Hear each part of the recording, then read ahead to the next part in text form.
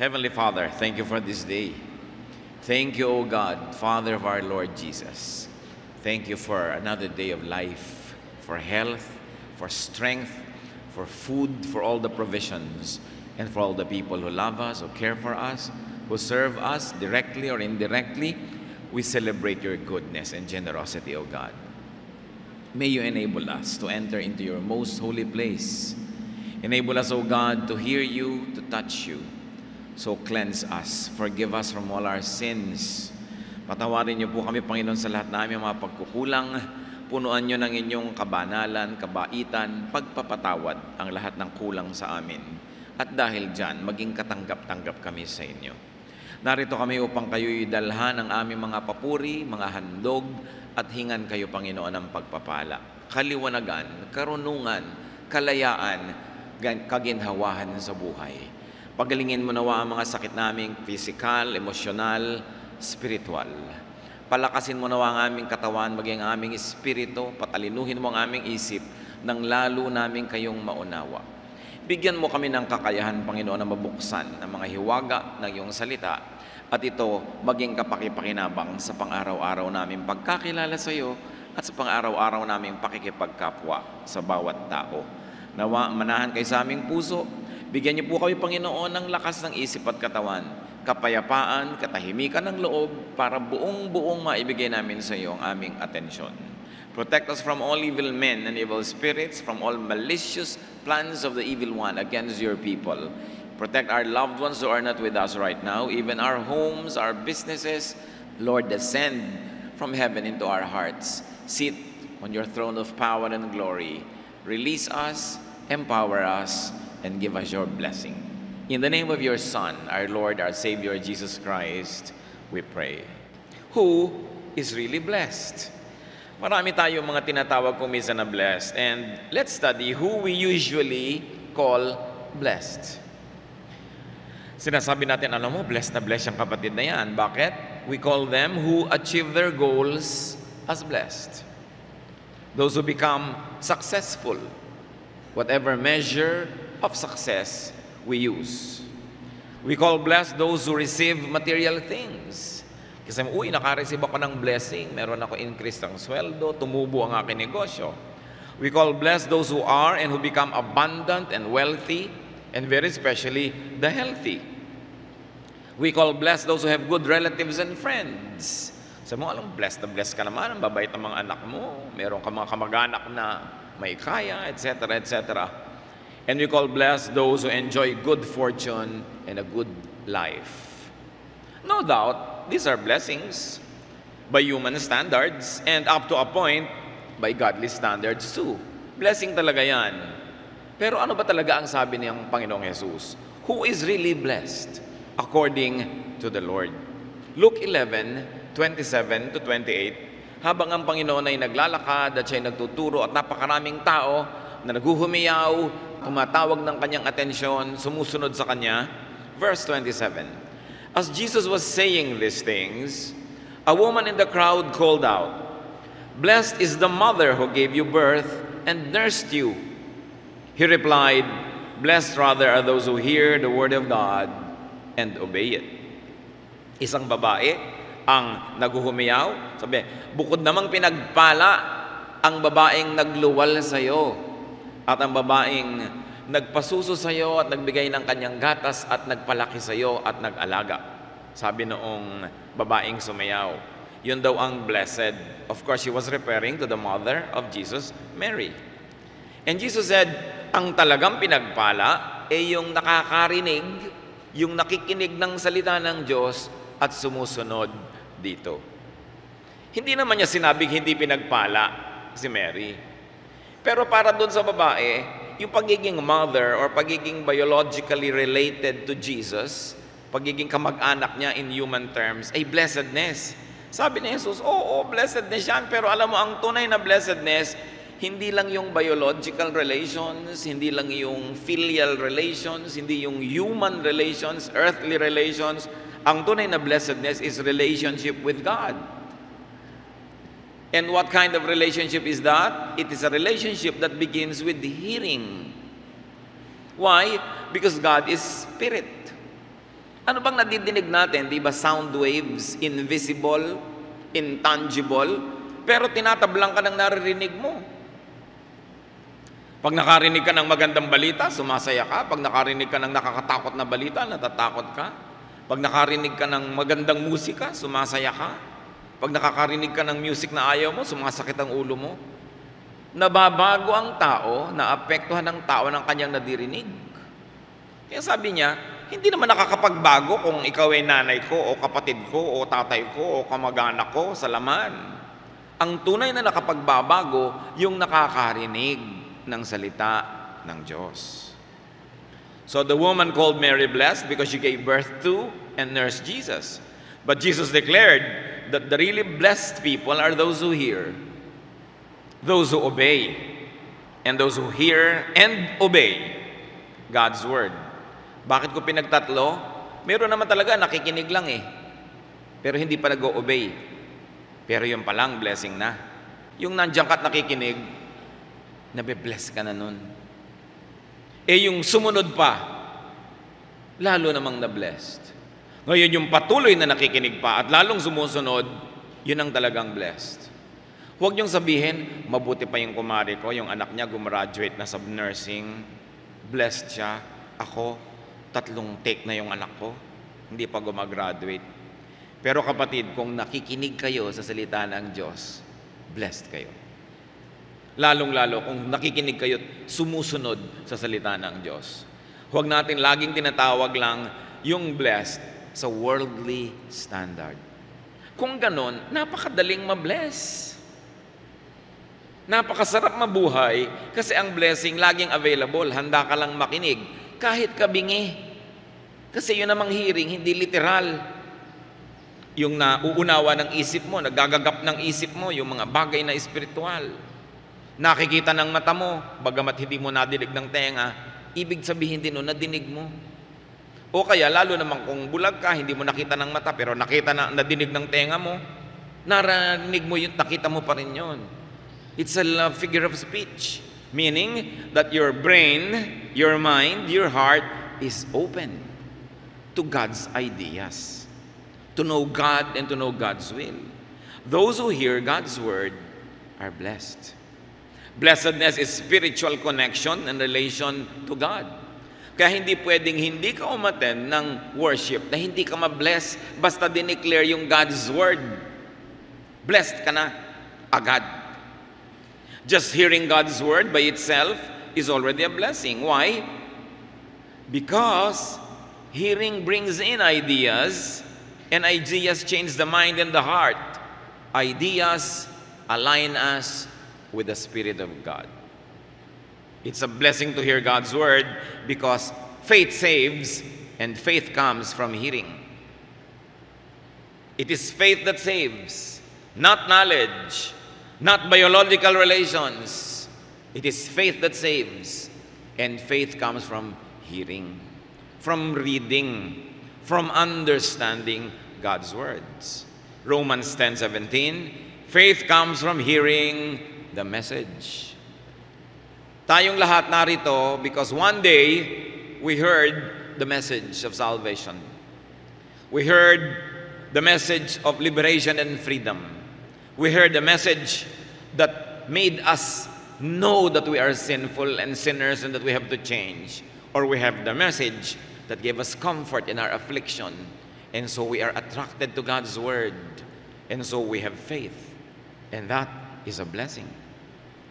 Kaya napakalaki pong ministry ang broadcast, ang print medium, ang telecast, dahil agad-agad sa ilang saglit napakaraming nakakarinig. Kasing halaga din naman nun, yung person-to-person Bible study, yung nagtuturuan, nagsishare ka, nagpapatotoo, directly or indirectly, nagko-quote ka man directly ng verses o hindi. Kung yung ideya nun, sinasabi mo pa rin, ipinapamuhay mo, your audience hears the Word of God. So lahat tayo, preachers. The act of hearing God's Word opens up a person to blessedness. So gusto nyo maging blessing sa mga tao? Speak about God's words. But you don't always have to say Romans 10:13. Pag yung diwa nun, yung laman nun, yung gata, nung salita na yon, sinyer nyo na, kahit hindi nyo kinukot yung exact words, yun pa rin yun. Not the letter, but the spirit of God's words. Acts 14:9-10, may isang taong gumaling sa kanyang sakit. He listened to Paul as he was speaking. Paul looked directly at him, saw that he had faith to be healed, and called out, "Stand up on your feet." At that, the man jumped up and began to walk. You see, faith to be healed. Merong faith na masyadong konti, hindi pa siya gagaling, konti lang yung faith, pero merong enough faith to get you healed. At naramdaman yun ni Pablo, napakatindi ng pananalig nito dahil sa kanyang narinig. Sabi, bumangon ka, tumayo-tayo ka dyan. So yung tao, hindi nakapaglakad. May karamdaman ng kanyang mga paa. Pero yung nadinig niya, nagbigay sa kanya ng pananalig na sapat na upang siya'y pagalingin ng Diyos. Yung makinig, napakahalaga niyan. Ano bang pinapakinggan nyo sa kotse? Anong pinapakinggan sa bahay? Anong pinapakinggan? Yung merong kang gustong marinig sa mga iPad, anong gusto mong marinig? Kailangan yung nakakapagbigay ng pananalig, nakakapagtuwid ng liko, nakakapagpaliwanag sa madilim, nakakapagpalakas sa mahina, nakakapagpalaya sa mga bilanggo, at nakakakontrol sa mga sobrang nagwawala. Yan ang dapat na napagdidinig natin, sapagkat yan ay blessing. Now, who is blessed? Not only those who hear, but those who obey God's word. Okay, blessing madinig. Dagdagan mo, sundin mo ang yung narinig. Sasabihin nyo, bakit blessing kung marinig at hindi sinunod? Baka naman hindi palang sinunod ngayon. Pero nakatanim na yung salita niyang Diyos sa kanya, maiintindihan din niya yan bukas sa makalawa, next month, nakatanim eh.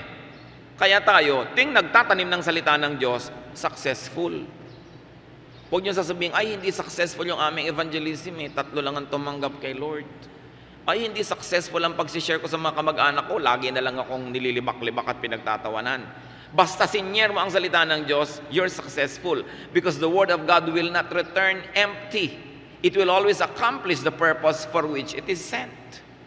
So tanim ka lang ng tanim. Alam nyo, ngayon ang mga tao halos gustong-gusto na mag-Bible study. Halos sila pa yung magmakaawa na mag-Bible study. Mag-Bible study ka, gustong-gusto. 30 years ago, hindi ganon. Pahirapan. Ang hirap-hirap mag-invite, ang hirap-hirap mag-open ng Bible study. Pero kasi marami nang natanim nung mga una, mga panalangin nung mga nauna sa ating mananampalataya na akala natin walang nangyayari kasi ang konti-konti nila, ang tagal-tagal. O kaya yung mga nadinig ng mga broadcast, nadinig ng mga salita ng Diyos, tumatalab yan. Yung iba lang parang gamot, time release. Hindi agad-agad, yung iba naman mabilis. Pero walang nabibigo na pagsasalita ng salita ng Diyos. Lagi yung successful. Bakit? Salita yan ng Diyos eh. Kaya dapat share ka ng share. Isipin mo mang magtatagumpay ka't hindi, kaya mo o hindi, mayroon kang training o wala, mag-share ka. Because the Word of God will never come back empty. It will always accomplish great things. Eh kung nag-obey ka pa. Now there are those who obey God because they hear God's Word from an outside source. From a preacher, from a teacher, from a witness. Pero mga kapatid, gusto kong idiin, hindi lang nadidinig ang salita ng Diyos dahil may nagsabi sa iyong ibang tao. There are those who obey God because they listen to the Holy Spirit directly. There are those who obey God because they listen to the inner voice, to their conscience. Diyos din naman ang nagbigay ng konsyensya. There are those who obey God because they listen to their natural and indigenous spirituality, which is innate to every human being. Why? Because God created us in His image. Nakatanim sa ating pagkatao ang salita ng Diyos. Genesis 2:7, the Lord God formed the man from the dust of the ground and breathed into his nostrils the breath of life, and the man became a living being. Ang pinagkaiba natin sa hayop, sa lupa, hiningahan tayo ng Espiritu ng Diyos. Bawat nilalang, bawat tao, merong Espiritu ang Diyos sa kanya. Kahit narating siya ng missionary o hindi.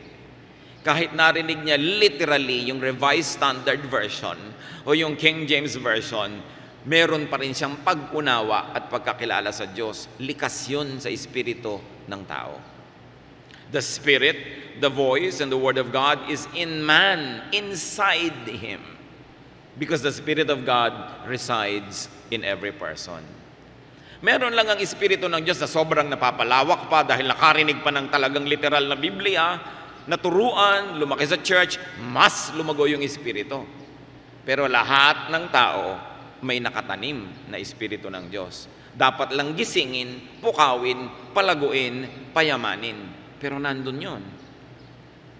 Kaya yun din katuruan ng Diyos, bagamat ang sarap kung sa Biblia mo nabasa lahat, ang linaw pero nakatanim din yan sa puso ng mga tao kahit hindi nila nababasa pa yung Biblia. Kasi nandun ang Espiritu ng Diyos. Kaya ang sabi ni Pablo sa mga hindi Israelites, kasi alam nyo, yung mga Israelites, nasa kanila yung Word of God, nasa kanila yung Bible, iniisip nila, sila lang ang marunong, sila lang ang nakakakilala sa Diyos, sila lang bukod tangi na may pagkilala sa may kapal. Sabi ni Pablo, hindi, mga Gentiles man, merong nakatanim. Romans 2:14-15. Indeed, sabi ni Paul, when Gentiles who do not have the law, meaning the Bible, do by nature things required by the law, they are law for themselves, even though they do not have the law. Sabi niya, kahit yung mga hentil, hindi mga Israelites, mga lahi na ipinanganak labas sa Israel, kung ginagawa nila sa buhay nila, yung batas na isinulat ng Diyos sa kanilang puso, na isinulat sa bato ni Moses at isinulat sa ating mga papel, kahit hindi nila nabasa yung mga papel na yon, kung ginaganap nila sa buhay nila yung kalooban ng Diyos, yun ang salita ng Diyos sa kanila. So, while it is a great blessing to hear the literal and the actual words of the Bible, even without hearing it, people can hear the voice of God because God is in them. Hindi lang nakarating halimbawa ang Diyos sa Pilipinas, dala ng Katolikong si Magellan o dala ng Protestanteng si Admiral Dewey. Alangan naman na noong 1521 lang dumating ang Diyos sa Pilipinas. At ni kahit kailan, hindi siya nagpakilala sa ating mga ninuno, hindi siya nagpahiwatig na may Diyos. Kaya nga ang mga sinaunang Pilipino niniwala sa may kapal, sa puwang may kapal, sa Panginoong Diyos, sa lumikha, sa manlilikha. Bawat lahi, merong ganun. Kung katulad sa Israel, merong masama at mabuti silang mga kinikilalang mga espiritu, ganun din sa ating mga ninuno. Meron silang kinikilalang mabubuti at masasamang espiritu. Kaya isang malaking pagkukulang sa kabaitan ng Diyos na isipin na dumating lang dito ang Diyos nakasakay sa galeon kasama ni Magellan. At mula nun, bago yun hindi niya tayo malang naisipang puntahan dito. Ang Espiritu ng Diyos nakatanim sa puso ng bawat tao. Pero, mahalaga ang missions. Mahalaga na dalhin mo yung literal na salita para talaga ang linaw-linaw. Pero halimbawa, tayo mga Pilipino, nagbabasa ka man ng Biblia o hindi, magalang tayo sa ating mga magulang, mapagmahal tayo sa ating mga elders, diba? Sa atin man, mga Pilipino, masama magsinungaling, masamang pumatay, talagang masama na mangalunya. Nakasulat yan sa puso ng tao. Kung minsan nga, yung pang may hawak na Biblia araw-araw, yung pa ang mas lumalabag doon sa nakasulat doon kaysa yung hindi nagbabasa, nasanggano at nakakalat sa kalye. Kaya nakita nyo ang Panginoon, ang puso niya napakalapit doon sa mga tinatawag ng mga religious leaders na sinners. Kasi yung mga religious leaders, yung mga Pharisees, mga Sadducees, sa ulo ang Biblia. Pero, ang pamumuhay nila, puro pagbabalat kayo. Puro pahirap sa kapwa. Puro pag-uusga. Walang kabaitan. Kaya sabi ng Panginoon, eto yung mga taong ito, kita nyo itong mga prostitute, nagbabasag ng pabango para ibigay sa akin. Kita nyo itong mga sinners, inihahayag ang kanilang mga kasalanan at nagtutulungan. Kaya, ang salita ng Diyos, hindi lang franchise ng may hawak-hawak ng relihiyon. Hindi lang franchise ng Katoliko o ng Protestante o ng born again. Ang Diyos, nararamdaman ng bawat isa. Pero siyempre, lalong tumatalab kung nagiging sobrang linaw dahil doon sa nakasulat sa Biblia. So who is really blessed? Those who hear and obey God's word are truly, really blessed. So kung ikaw man ay Gentile na sumusunod sa spirit of God's teaching, hindi mo alam yung law and literal, lalo kang na-bless kung na-hear mo na literally pa, tapos inobey mo pa spiritually.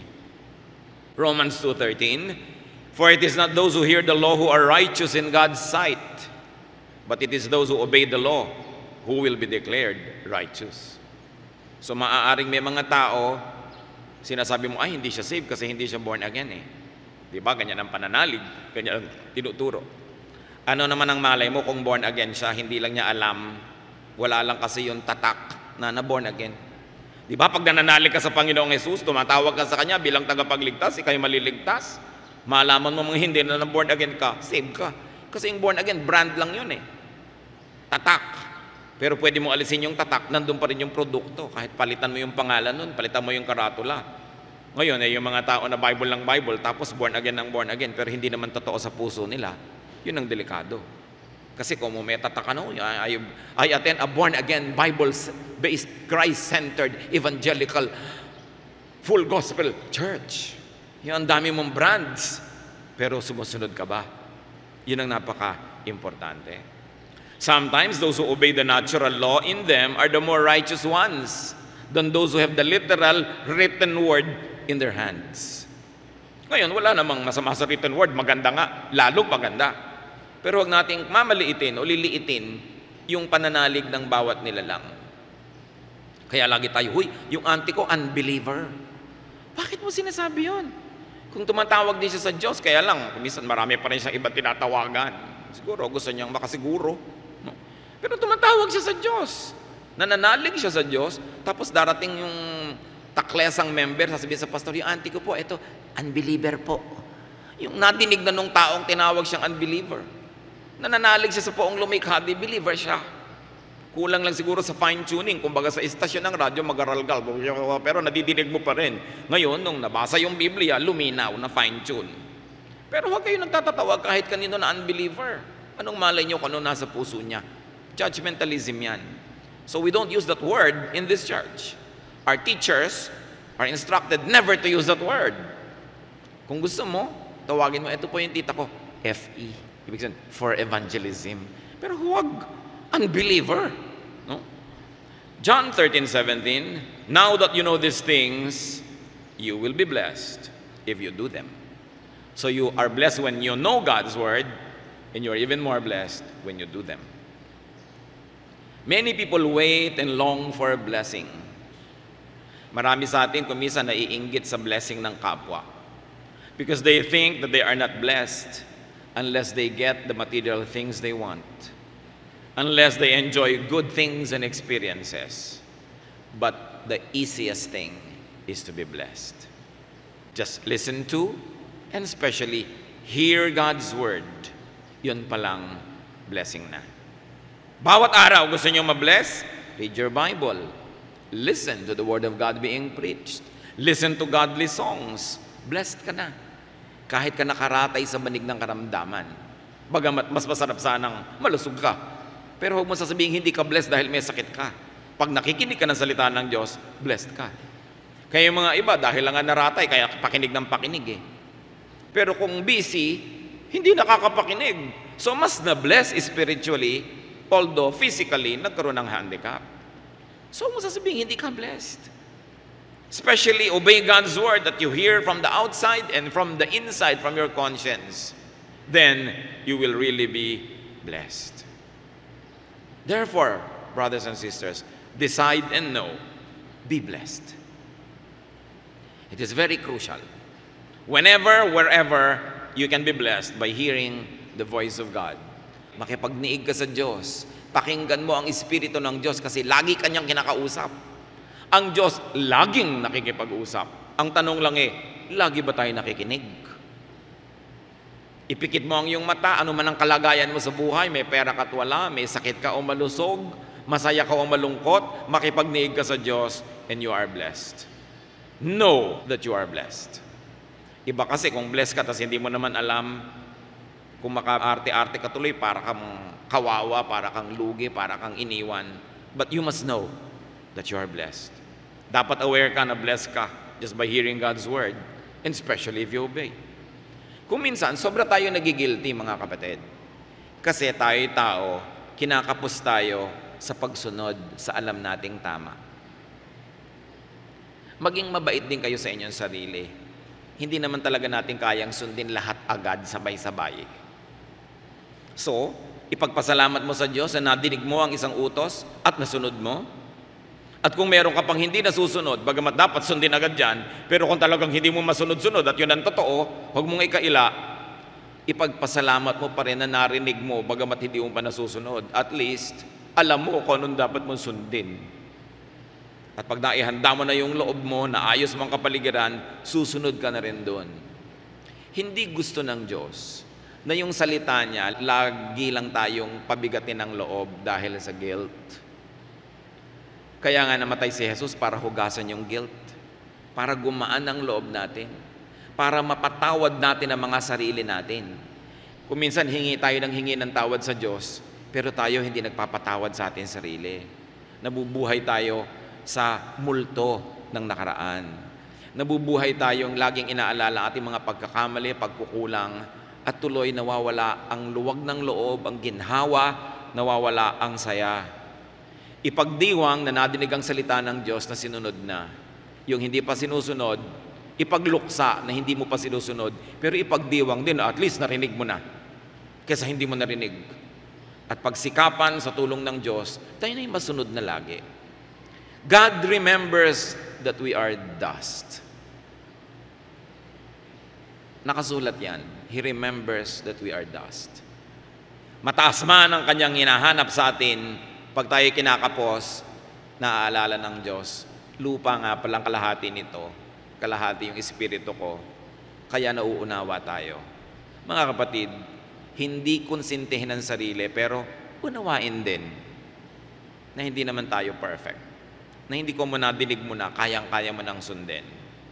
Kaya yung mga iba, sasabihin sa'yo, Bible ka ng Bible, tapos may hindi ka pa sinusunod. Siyempre, God is not yet finished working in us. So, let's also be generous to others. Huwag mo rin sabihin, bakit yung Bible study teacher namin, nakikita ko kumisa sa mall, naninigarilyo. Hindi pa niya siguro natatanggal. Tatanggalin din niya yun dahil alam niyang masama sa katawan yun eh. Nakatanim na yung salita ng Diyos, bigyan mo lang siya ng time. Huwag ka masyadong magmadali. Kasi ikaw din naman, hindi ka ganun minamadali ng Diyos eh. Pinagpapasensyahan pa rin yung mga kulang mo. So, huwag kang naghahanap ng perfection kung walang nagba-Bible study yung tao. Sasabihin pa ng iba, Bible ka pa ng Bible, tigilan mo na yan. Ang sama-sama din naman na ugali mo. Aba, yung masamang ugali na nagba-Bible study, may pag-asa kaysa yung masamang ugali hindi nagba-Bible study. Bagamat huwag naman yung laging excuse yan na, God is not just finished working on me. Dapat naman, work in progress. Ikaw man at dumadaan doon sa kalsada, 5 buwan na yung hukay, hindi pa tapos, di ba? Naiinis ka na rin. Ang tagal-tagal ito, hindi na matapos-tapos.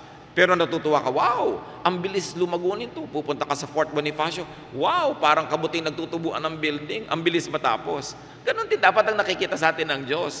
Pero pag hindi pa tapos, huwag husgahan. Hindi pa pantay ang paa, hindi pa patay yung tao, may pag-asa pa yan. At kung ikaw man ay may pagkukulang, inabutan ka ng kamatayan, yung dugo ni Jesus ay sapat na ibayad sa lahat ng kulang para ka pa rin makarating sa kalangitan.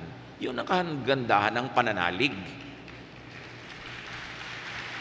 Hindi tayo hinahanapan ng Panginoon na maging perfect ka. Pero sabi niya, be perfect for I am perfect. Ang ibig sabihin niya, yan ang goal mo. Pero ang totoo lang, I remember that you are dust. So give that same kindness to people. Mabuti na yung may goal ka. Diba yung karera, hindi naman lahat nakakarating doon sa finish line eh. Pero hindi ka naman sa kabila napunta dahil alam mo nandun yung pupuntahan mo. Meron kang goal. At ang mahalaga, papalapit ka ng papalapit. Ang mahalaga, sumali ka. Hindi ka basta pumwera. Nung sinabi ng babaeng, bukod na pinagpala ang babae na naglihi, nagbuntis, nag-anak sa'yo, sabi ni Jesus, pinagpala lalo yung nakikinig sa salita ng Diyos. Hindi niya minaliit si Virgin Mary, okay? Hindi. Kaya lang, itinuwid niya yung paniniwala ng babae na maging kamag-anak ka lang ni Jesus, okay ka na. Hindi yun. Sabi, ang mahalaga na pagiging kamag-anak ng Diyos, yung nananalig. Nangyari pa yan, naulit. sa Matthew 12:46 to 50. While Jesus was still talking to the crowd, his mother and brothers stood outside, wanting to speak to him. Someone told him, "Your mother and brothers are standing outside, wanting to speak to you." In other words, busy-busy ang Panginoon, nasa loob, punong-puno ng tao, hindi makapasok yung nanay at mga kapatid. Sabi-sabi mo, nandito nanay niya at mga kapatid. Either para papasukin sila, hawiin yung tao, o ilabas si Jesus. Verse 48, he replied to him, "Who is my mother? And who are my brothers?" Pointing to his disciples, he said, "Here are my mother and my brothers. For whoever does the will of my Father in heaven," kita nyo, in-emphasize niya, sa niya, who is my mother here? "Whoever does the will of my Father in heaven is my brother and sister and mother." Mga kapatid, kung nananalig kayo sa salita ng Diyos, sumusunod kayo sa ating Ama sa Langit, kayo ay nanay, tatay, kapatid ni Jesus. Yun ang napakasarap doon. Hindi niya minaliit yung role ni Virgin Mary. Pero ang sinabi niya, kayo man pwede kong maging kamag-anak. Ganong kalapit at higit pa. Basta pakinggan niyo ang salita ng Diyos sa langit at sumunod kayo, kayo man higit pa sa maging mother o brother o sister. Kasi kayo tunay na mga kamag-anak ko, kayo na mga anak ng Diyos. Napakahalagang isipin yon. Akala naman ng iba minaliit si Virgin Mary. No, we must always call her blessed. She's blessed. We must always respect her. But remember that worship belongs only to God. That's why Jesus corrected the statement of the woman. Sabi niya, yes, mahalaga ang nanay ko dito sa lupa. Mahalaga ang aking mga kamag-anak. Pero huwag yan ang pag-isipan nyo. Ang isipin nyo, maging kamag-anak ko rin kayo. Maging anak kayo ng Diyos. Makinig kayo sa salita ng Diyos. At kayo man, blessed. Hindi lang itong mga kamag-anak ko dito sa laman. So, if you hear the Word of God, if you believe in Jesus, if you obey God's Word, thank God because you are blessed. No matter what your station in life, rich or poor, healthy or sick, young or old, male or female, no matter, if you believe in God, you are blessed. Huwag niyong kakalimutan kahit isang sandali. Kung minsan nade-depress tayo, nalulungkot tayo, natatakot tayo, nalilimutan natin kasi yung katotohanan na yun eh. Dahil ang naaalala nating blessing, pera, kotse, bahay, promotion, kalusugan, alam natin na kahit sa mananampalataya, hindi ibinibigay lagi yan. So hindi yan ang pamantayan at sukatan ng pagiging pinagpapala ng Diyos. 2 Corinthians 9:15, thanks be to God for His indescribable gift. And because we are blessed, be an agent of blessing. What should the people of God do when they are blessed because of the Word of God? They should declare, share, and teach God's Word. Lagi nagtuturo, bagamat hindi know-it-all. The people of God should be knowledgeable but not know-it-all. At marunong din tayo mag-timing kung kailan magsasalita. Isaiah 52 verse 7, how beautiful on the mountains are the feet of those who bring good news, who proclaim peace, who bring good tidings, who proclaim salvation. Sabi, napakainam masdan ng paa ng mga taong may dalang mabuting balita, salita ng Diyos. Pag makikipag-usap tayo sa tao, yan ang gawin natin at sikapin. Ma-share ang salita ng Diyos. Huwag kung ano-anong walang kwenta mga chismis. Huwag mga bagay na nakakatakot, nakakaligalig, nakakagulo. Kundi mga bagay na nakakapagpalakas ng loob, nakakapagpatibay ng pananalig, mga bagay na nagbibigay ng pag-asa. Kung minsan makakatanggap kayo ng mga text sa mga nakakatakot, yung mga kung ano-ano, hindi nyo na na-verify, ipapass nyo. Dahil nakalagay, please pass, nagkakalat ka ng takot, nagkakalat ka kuminsan ng galit, nagkakalat ka ng pagkasira ng loob. Lalo ngayon sa technology, napakadaling magkalat ng balita. Gamitin natin sa pagkakalat ng maganda at mabuting balita. Ngayon, kung kayo naman, naghihingi ng prayer sa mga tao, please pray for this, please pray for me, please pray for me. Matuto naman kayo magtanong doon sa lagi nyo hinihinga ng prayer, ikaw ba may prayer request? Hindi yung ikaw na lang ang papray ng papray. One-way relationship. May ganun eh. Tuwing dadating yung text, may prayer request. Pero hindi ka man lang matanong, what about you? What can I pray for you? Ang akala na lang nila, utusan nila lahat ng kapatiran para ipagdasal sila. Pero hindi naman sila nagpe-pray din mismo para sa iba. One way yun. Hindi yun ang ganung pag-ibig ang hinahanap ng Diyos. Sabi niya, love one another. Mag-ibigan kayo. Hindi lang ikaw ang iniibig. Ikaw din ay iibig. And always preach God's word. 2 Timothy 4:2, preach the word. Be prepared in season and out of season. Correct, rebuke, and encourage with great patience and careful instruction. Bagamat lahat tayo pwede magturo ng mga patotoo, kwento, pero iba naman siyempre yung talaga nagtuturo kayo ng Bible study. Yung talagang nag-aaral kayo, nakapaligid kayo, may topic, may lesson. Iba yun kasi nakafocus, handa ka, at napakainam. Kung kayo, mga kapatid, merong gift of teaching, aba, dapat kayong pakinabangan ng Diyos. Dapat kayong magturo, mag-Bible study. Mananagot tayo sa mga talent ng Diyos na binigay sa atin na hindi niya pinapakinabangan. Lalo kayo merong training talaga sa education, mga kayo yung mga trainers, mga sanay kayo, lalong dapat kayo ang maging mga Bible study teachers para yung training nyo, pakinabangan ng Panginoon, para maraming mabless pa. Alam niyo naman kasi, hindi lang naman magturo ang mahalaga, kailangan marunong ka rin paano magturo. Kumisa naman, the people reject not the word of God, but the teacher. So, kailangan meron ka ring training at mahusay ka. Ngayon, kahit hindi kayo teacher, wala kayong BSEE o BSE, hindi kayo trainer, pero tuwing nagkukwento kayo, kahit saan na lang bumabangka kayo, yung mga kamag-anak nyo, kaibigan nyo, nakikinig, ibig sabihin, teacher kayo. Because you can command attention, then submit yourself to the church and be in the Lord's army of teachers. Ang daming dapat turuan, ang daming taong pinanghihinaan ng loob, walang pag-asa, hindi nakakatiyak, ligtas ba ang kaluluwa nila o hindi. Kaya dapat yung galing natin, pakinabangan niya ng Diyos. Acts 8:4, those who had been scattered, preached the word wherever they went. Alam niyo yung mga mananampalataya, sila ay pinersecute eh. Pinalayas sa kanilang mga sarili, mga bahay, mga villages, nakalat sila kung saan-saan. Kaya ang Kristyanidad kumalat. Kasi saan man nakarating, ang anak ng Diyos nagtuturo. Ganyan dumadami ang day by day churches, mga kapatid. Ang ating mga kapatiran, mapunta man sa ibang bansa, nagtuturo agad, nagba-Bible study, lumalago, nagiging church. Hindi ka kailangang ipadala na missionary doon, gastahan, etc., etc. Tayo mismo, kahit saan tayo magpunta, sa trabaho, sa workplace, magturo ka, mag-Bible study ka, missionary ka. Sa bahay mo, mayroong nagwo-worship, 8-10 people, that is a house church. And those were the churches of the first generation Christians. House churches. Yung ating sambahay. Pagsamba sa bahay. Kaya sumali kayo sa mga nag-e-exist natin na sambahay groups. O kaya yung bahay nyo, buksan nyo. May maluwag kayong garahe, sala, whatever. Magtipon-tipon, magturo. Habang ang panahon ay pasama ng pasama, dapat namang lalo magliwanag ang Espiritu ng Diyos sa atin.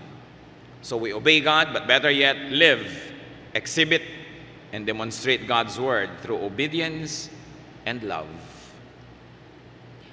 The best preaching is love. When we love, we preach because God is love. John 14:21, whoever has my commands and obeys them, he is the one who loves me. He who loves me will be loved by my Father, and I too will love him and listen, show myself to him. Mahiwaga ang salita. Sabi ni Jesus, sino man ang sumusunod sa ipinag-uutos ko, yun ang talaga nagmamahal sa akin. At pag nagmamahal sa akin, minamahal siya ng Ama sa langit. At pag sumusunod at nagmamahal sa akin, lalo akong magpapakilala sa Kanya. Kung minsan sasabihin natin, kilala mo na ba si Lord? Ay, nakakilala ako noong 1984, ganyan, nakakilala. Pero yung pagkakilala nyo ba sa Panginoon, noon at ngayon, na hindi na umasenso, hindi na lumalim, hindi na lumawak at tumaas, kasi ang pangako ng Panginoon sa tunay na nakikinig sa Kanyang salita at sumusunod, lalo pa siyang magpapakilala ng magpapakilala ng magpapakilala. Hindi mo kayang ubusin ang pwede mong makilala tungkol kay Jesus. Kaya kung yung alam mo lang noon, 10 years ago, hindi man lang nadadagdagan, hindi nagpapakilala sa'yo. Parang yung, minsan ang tagal-tagal mo nang kakilala, pero hindi mo pa alam kung saan siya nakatira. Ang tagal-tagal mo ng office mate, hindi mo alam ang birthday, hindi mo alam, hiwalay ba sa asawa ito, o ito ba'y may asawa. Ang tagal-tagal mo nang kilala, kasi hindi naman talaga nagpapakilala ng lubos. So, ganun din si Jesus. Hindi lahat ng pagkakakilala sa Kanya ay pantay-pantay. Higit pa siyang nagpapakilala kung handa kang makilala siya. At ang paghahanda na yon ay pakikinig, hindi lang doon sa nakasulat na salita niya, pakikinig sa Espiritu na nagsasabi sa iyo kung paano mo uunawain yung nakasulat na salita. Sabi sa Romans, we don't know how to pray as we ought, but the Spirit intercedes for us with sighs too deep for human words. And we don't know what to ask God and how to listen to God, but the Spirit enables us. And of course, that enablement becomes an empowerment to those who obey. Jesus' revelation of Himself develops and escalates as we obey. Gusto niyong mas makilala pa si Jesus? Dagdagan ang pagsunod. Kasi nasa pagsunod sa Kanya ang makapagbibigay ng daan para lalo siya magpakilala sa atin. Obedience leads to more knowledge of Jesus. More knowledge of Jesus leads to more obedience. And more obedience leads to more knowledge. It's cyclical. Pataas ng pataas, ikot ng ikot, at hindi mo kayang ubusin. Pero ano pa man ang mangyari, mga kapatid, there is one thing we must remember. You hear God's word, you obey God's word, no matter what your situation in life, you are blessed. Ngayon, pasalamat. Kung may dagdag pa, may material blessing, may health, may wealth, salamat. Pero icing lang yon, hindi yun ang cake. Ang tunay, nakikinig tayo. Ama namin sa langit, salamat na lang po ang blessing, madaling abutin. Basta handa kaming makinig. At nadadagdagan kung kami naman ay sumusunod. Turuan mo kami, Panginoon, na lalong magbigay ng panahon sa pakikinig sa inyo. Lalong-lalo sa mga panahon na inaagaw ang pansin namin ng mga bagay na makalupa. Maalala namin na sandali lang kami dito. Na ang panghabang panahon ay sa piling nyo. Kaya mas paghandaan namin at bigyan ng halaga kung ano ang mahalaga sa inyo. Turuan mo kay Panginoon na sa kabila ng mga kabiguan, sa kabila ng mga sakit, sa kabila ng mga hirap, huwag kaming matukso, padaya, palinlang sa kaaway, para malimutan na blessed kami. At dahil dyan, give us, Lord, the garments of praise. Matuto kaming anuman ang kalagayan, magpasalamat, pumuri sa inyo, dahil blessed kami. Turuan mo kaming tingnan ng mundo sa iyong pananaw. Your thoughts are not our thoughts, but we ask you, Lord, let your thoughts be ours. As we obey you, teach us to see what must be seen, to hear what must be heard, and to be thankful for our blessedness. Magbulay-bulay tayo sa mandali, pasalamatan natin ang Diyos sapagkat lahat tayo pinagpapala niya. At kung may dagdag pang mga ibang pagpapala, ipagpasalamat nyo rin sa Diyos. Ngayon, ipagpatuloy natin ang pagsamba sa pamamagitan ng personal na pagpapasalamat. Sabihin nyo sa Panginoon na mga ipinagpapasalamat nyo, higit sa lahat, na nadidinig natin ang Kanyang salita, tayo'y nananalig, tayo'y naligtas dahil kay Jesus. At kung may dagdag pa diyang mga material at physical blessings, ilapit sa Kanya. One act of worship is to thank God. So worship now in silence.